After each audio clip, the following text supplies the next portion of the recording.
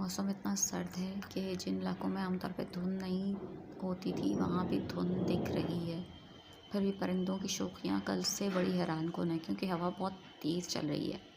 अल्लाह मियाँ ने इनको पढ़ दिए हुए हैं ना, तो उससे ये बहुत खुश होते हैं अच्छे ठंडे मौसम को। मतलब सर्दी इतनी ज़्यादा नहीं है कि बहुत नागवार गुजरे, सह ली जा सकती है।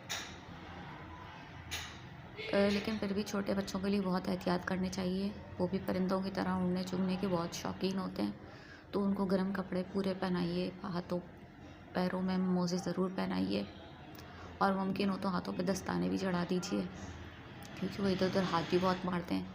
अब ये चिड़िया को देखिए कैसे चोंच मार के खाने के बाद ये लोग अपनी चोंच साफ़ करते हैं बार बार बीच में।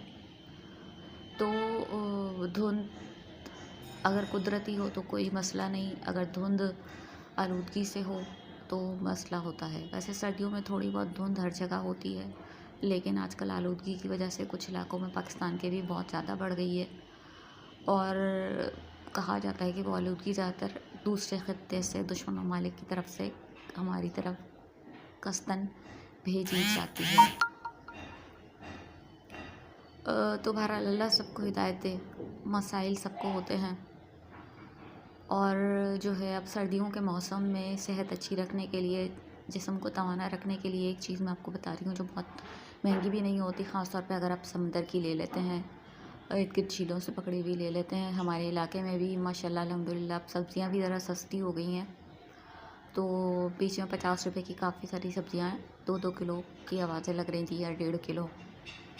लेकिन उसके साथ साथ आप मछली भी ले सकते हैं जो अगर समंदर की हो और आम झीलों में पाली जाती हो, तो उसकी ताकत तवानाई में कोई कमी नहीं होती, बल्कि समंदर की मछलियों में ज़्यादा बेनिफिट्स होते हैं क्योंकि वहाँ नमक ज़्यादा होता है पानी में, तो वहाँ की मछली में बैक्टीरिया फैलाने वाले अनासिर बहुत कम होते हैं। इसी तरह से समुद्री नमक के बारे में भी बहुत सारे साइंसदान कहते हैं कि वो खाने के लिए बेज़र और बाज़ लोगों के लिए काफ़ी जो है ज़्यादा मुफीद होता है।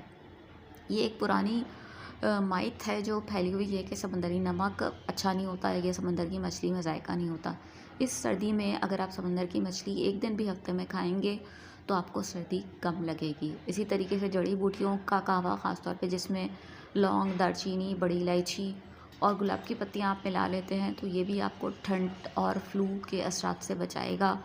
छोटे बच्चों को उसके 1-2 टेबल स्पून ज़रूर दीजिए। 1 कप चाय के अंदर 2 लौंगें, 1 बड़ी जो है इलायची और 1-2 दालचीनी के टुकड़े, 4-5 गुलाब की पत्तियाँ मिला के उस कहवे के 1-2 चम्मच बच्चों को